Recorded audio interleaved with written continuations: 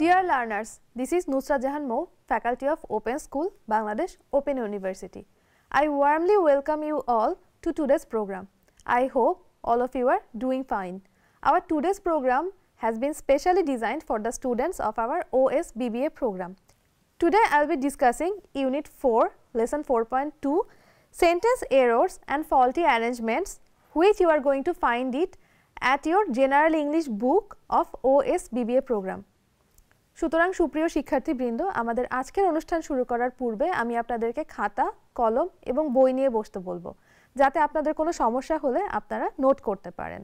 As I have told you earlier, যে আমাদের আজকের সেশনটি হবে সেন্টেন্স এরর্স এবং ফল্টি অ্যারেঞ্জমেন্ট নিয়ে। এটি একটি খুব মজার topic.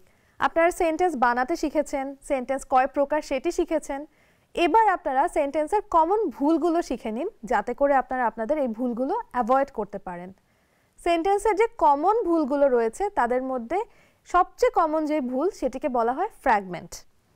The issues which are responsible for mistakes while making English sentences should be paid more attention by the learners. If the necessary issues can be avoided or noticed properly, it becomes easier to avoid the mistakes. As I have told you earlier, the learners mainly make mistakes in two sections: mistakes in uses of word and structure related mistakes. So here some of the issues will be discussed today which will help learners make correct sentences. So as I have told you earlier, the common mistake gulor ekti hocche fragment. A sentence fragment is a common type of mistake students make while making sentences. A sentence fragment is a group of words that cannot stand alone as a complete sentence. আপনি একটি বাক্য বানাতে যাচ্ছেন, আপনি বাক্যটি বানানোর জন্য কিছু শব্দ সমষ্টি লিখলেন, কিন্তু সেই বাক্যটিতে কিছু একটা মিসিং রয়ে গেল। মূলত সেটিকেই আমরা ফ্র্যাগমেন্ট বলে থাকি। যেমন আমি যদি আপনাদের উদাহরণ দিয়ে বুঝিয়ে দিই, একটি উদাহরণ এমন হতে পারে, আর বেকড ইন অ্যান ওভেন। আর বেকড ইন অ্যান ওভেন, কি বেক করা হচ্ছে ওভেনে, সেটি কিন্তু সেন্টেন্সে উল্লেখ নেই। এই সেন্টেন্সে তাহলে সাবজেক্ট মিসিং। এটি একটি ফ্র্যাগমেন্ট, এটি সেন্টেন্স হিসেবে আত্মপ্রকাশ করতে পারে না। আরেকটি উদাহরণ যদি হয় যে একটি বাক্য আপনি এমনভাবে লিখলেন, specially Asif's convincing capability. What is Asif's convincing capability? That is missing in the sentence. সুতরাং এই সেন্টেন্সে this fragment or group of words has a subject which is convincing capability but lacks a verb. There is no verb in the sentence, and we know it that without any verb we cannot make a proper sentence. সুতরাং এটিকেও আমরা বাক্য বলতে পারবো না, rather it is also a fragment. Another example can be because it has been completely done. এই বাক্যটি শুরুতেও কিছু নেই, শেষেও কিছু নেই। এই বিকজটা কোন কিছুর কনসিকোয়েন্সে আসলো সেটিও লেখা নেই। This fragment or group of words does not tell what happened as a result of the completely done. The meaning is incomplete. সুতরাং আমরা যে বলেছি, একটি বাক্যে যদি সাবজেক্ট মিসিং থাকে বা ভার্ব মিসিং থাকে বা একটি বাক্য যদি পূর্ণাঙ্গ অর্থ প্রকাশ করতে না পারে, সেটিকে ফ্র্যাগমেন্ট বলা হবে। সুতরাং আমরা এখন থেকে যখন বাক্য গঠন করব তখন এই বিষয়গুলোর দিকে লক্ষ্য রাখব যে বাক্যটিতে অবশ্যই একটি সাবজেক্ট থাকতে হবে, একটি ভার্ব থাকতে হবে। হ্যাঁ, কিছু ইম্পারেটিভ সেন্টেন্স রয়েছে যেগুলো আপনি সাবজেক্ট ছাড়াও লিখতে পারেন। যেমন ইট, খাও। কে খাবে? তুমি খাও। এই বাক্যটি থেকে আসলেই কোনো সাবজেক্ট নেই। তুমি খাও, এখানে কিন্তু তুমি রয়েছে, কিন্তু কথাটি উজ্জ্ব রয়েছে বা হিডেন রয়েছে। সুতরাং আপনি বলতে পারেন না যে এই বাক্যটিতে সাবজেক্ট নেই। এই ধরনের বাক্য এগুলোতে সাবজেক্ট থাকে কিন্তু হিডেন থাকে, কিন্তু ভার্ব ছাড়া বা অন্য বাক্য যেটিতে সাবজেক্টের দরকার রয়েছে কিন্তু সাবজেক্ট নেই, সেই বাক্যগুলোকে আমরা বাক্য বলবো না, রাদার ফ্র্যাগমেন্ট বলবো, এবং যেগুলো আসলে common type of mistake. Another example of fragment can be which they looked for many years. This group of words does not tell what they looked for. তারা কি খুঁজছে এই বাক্যটিতে সেটি বলা নেই। নোট করে রাখুন, when a word group begins with a transitional word or phrase like for example, also, make sure that it includes both a subject and a verb. যেমন for example, the Bay of Bengal. এটি কিসের ক্ষেত্রে আসছে, কোন বাক্যের পরিপ্রেক্ষিতে আসছে সেটি মিসিং। সুতরাং এটিকেও আমরা বাক্য বলবো না, এটিও একটি ফ্র্যাগমেন্টের উদাহরণ। Dear learners, another common type of mistake is known as run-ons. What is a run-on? Run-ons are another common type of mistakes learners make while making sentences. A run-on sentence occurs when two or more independent clauses are joined without a punctuation mark or a coordinating conjunction. আপনি দুটো বাক্য লিখলেন, বাক্য দুটোর মধ্যে কোনো coordinating conjunction বসলো না বা কোনো প্রপার পাংচুয়েশন মার্কও বসলো না। এই বাক্য দুটো তখন আর একটি বাক্যের মতো পূর্ণাঙ্গ মনের ভাব প্রকাশ করবে না। যেমন I went to school, I attended the classes. এখানে I went to school একটি independent clause, I attended the classes একটি ইন্ডিপেন্ডেন্ট ক্লজ। এই দুটো কিন্তু আদতে দুটো বাক্য হিসেবে ব্যবহৃত হতে পারে। এই দুটো ইন্ডিপেন্ডেন্ট ক্লজের মধ্যে অবশ্যই আপনাকে একটি কোঅর্ডিনেটিং কনজাংশন বসাতে হবে অথবা একটি প্রপার পাংচুয়েশন মার্ক বসাতে হবে। সেক্ষেত্রে সেটি ফুল স্টপ হতে পারে বা কিছু ক্ষেত্রে সেমিকোলনও হতে পারে। যেমন এই বাক্যটি যদি আমরা কারেক্ট করতে চাই তাহলে আমরা বাক্যটি লিখতে পারি I went to school and I attended the classes অথবা I went to school একটি বাক্য full stop I attended the classes আরেকটি বাক্য। এই ধরনের বাক্যগুলো কিন্তু ফিউজড সেন্টেন্স হিসেবেও পরিচিত। আমি যদি আরেকটি উদাহরণ দেই, যেমন I was hungry, I had my meal. I was hungry একটি independent clause, I had my meal আরেকটি ইন্ডিপেন্ডেন্ট ক্লজ। এই দুটো ইন্ডিপেন্ডেন্ট ক্লজ যখন একসাথে বসবে তখন মাঝখানে কমা দিলে কিন্তু বাক্যটি পরিপূর্ণ বাক্য হিসেবে আত্মপ্রকাশ করতে পারবে না।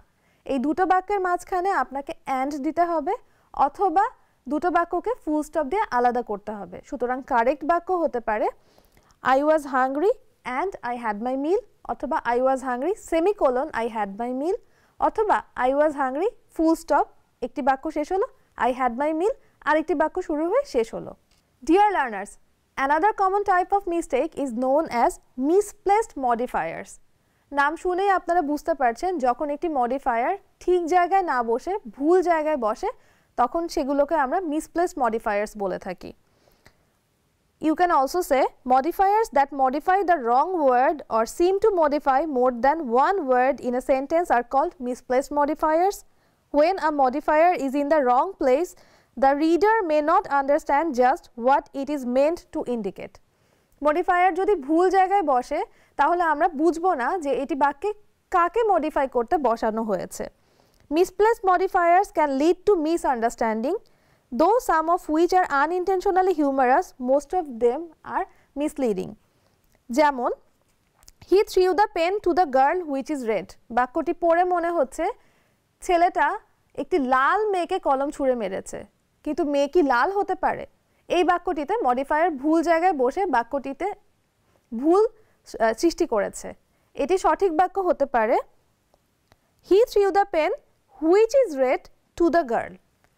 সে এই কলমটি যেটি লাল ছিল সেটি মেয়েটির দিকে ছুঁড়ে ফেলেছে। আমরা আরেকটি উদাহরণ দেখি I saw a dog on the way to the class. এই বাক্যটি পড়ে মনে হচ্ছে যে আমি একটি কুকুরকে দেখেছি যেটি ক্লাসে যাচ্ছিল। সেটি কি সম্ভব? বাক্যটি কি হতে পারে? বাক্যটি হতে পারে On the way to the class, I saw a dog. ক্লাসে যাওয়ার সময় আমি একটি কুকুরকে দেখেছি। ডিয়ার লার্নার্স, আমরা আরেকটি কমন ভুল করে থাকি যেটি অনলি বসানোর ক্ষেত্রে। অনলি এমন একটি শব্দ যেটি যার আগে বসবে শুধুমাত্র তাকেই মডিফাই করবে। So this common type of problem is known as the inaccurate placement of only. যেমন ধরুন আমি একটি বাক্য বললাম I only ate fruits. এই বাক্যটি দিয়ে বোঝানো হচ্ছে যে আমি শুধুমাত্র ফল খেয়েছি। এই অনলির বিভিন্ন ব্যবহারে বাক্যটি কিন্তু বিভিন্ন রকমভাবে আত্মপ্রকাশ করতে পারে। যেমন only I ate fruits, শুধুমাত্র আমি ফল খেয়েছি। I only ate fruits, আমি শুধু ফল খেয়েছি। I ate only fruits, আমি শুধুমাত্র ফলই খেয়েছি। এই only যদি আপনি যে কোনো শব্দের পূর্বে ব্যবহার করেন শব্দটি মডিফাইড হয়ে যাবে, সুতরাং only ব্যবহারেও আপনাকে সাবধান হতে হবে। Another common problem is known as a dangling modifier. A dangling modifier can also mislead the meaning of the sentence like a misplaced modifier. যেমন আমি আপনাদেরকে কিছু বাক্য বলছি To improve his writing, every page was checked. To improve his writing এতটুকু ঠিক আছে। Every page was checked. কে চেক করলো পেজগুলো? সেটি কিন্তু লেখা নেই। এই বাক্যটিতে সাবজেক্ট মিসিং, সুতরাং এটি কিন্তু পূর্ণাঙ্গ বাক্য হিসেবে আত্মপ্রকাশ করতে পারে না। এই বাক্যটি যদি আমরা কারেক্ট করতে চাই আমাদেরকে একটি সাবজেক্ট বসাতে হবে। যেমন বাক্যটি হতে পারে to improve his writing Maruf checked every page. এই বাক্যটিতে একটি সাবজেক্ট বসায় বাক্যটি এখন পূর্ণাঙ্গ মনের ভাব প্রকাশ করতে পারছে। আরেকটি উদাহরণ যদি আমরা দেখি, aware of loss the project was cancelled. এই বাক্যটিতেও কোনো সাবজেক্ট নেই। এটি যদি আমি সঠিক করতে চাই তাহলে হবে aware of loss we cancel the project. এখানে একটি সাবজেক্ট বসলো। আরেকটি বাক্য যদি আমরা দেখি, wearing the hat the sun does not hit my face. এই বাক্যটি পূর্ণাঙ্গ মনের ভাব প্রকাশ করতে পারে না। এই বাক্যটি যদি আমরা এইভাবে লিখি, wearing the hat your face is protected from the sun, সেই ক্ষেত্রে বাক্যটি একটি পূর্ণাঙ্গ মনের ভাব প্রকাশ করতে পারে। সুতরাং সুপ্রিয় শিক্ষার্থীবৃন্দ, আমাদের আজকে পাঠের পরে আমরা শিখলাম যে আমরা কিছু কমন মিস্টেক করে থাকি ইংরেজি লেখার ক্ষেত্রে। এই মিস্টেকগুলো অ্যাভয়েড করলে আমরা সঠিকভাবে বাক্য লিখতে, বলতে এবং পড়তে পারবো। আদারওয়াইজ আপনারা যদি এই ভুলগুলো কন্টিনিউ করতে থাকেন তাহলে হয়তোবা বাক্যটি সাবজেক্ট পাবে, ভার্ব পাবে, কিন্তু পূর্ণাঙ্গ মনের ভাব প্রকাশ করতে পারবে না, অথবা বাক্যটিতে হয়তোবা সাবজেক্ট বা ভার্ব মিসিং থাকার কারণে বাক্যটি পূর্ণাঙ্গ মনের ভাব প্রকাশ করতে পারবে না। আমাদের আজকের পাঠ ছিল unit 4 lesson 4.2 of general English book of OSBBA programme. আমাদের আজকের পাঠটি পড়ার পর এবং আমাদের আজকের আলোচনা শোনার পরও যদি আপনারা কোনো সমস্যা অনুভব করেন আমাদের কাছে লিখুন। Dean, open school, Bangladesh open university, Gazipur 1705। আপনারা ভালো থাকবেন, আপনাদের সাথে আবার দেখা হবে।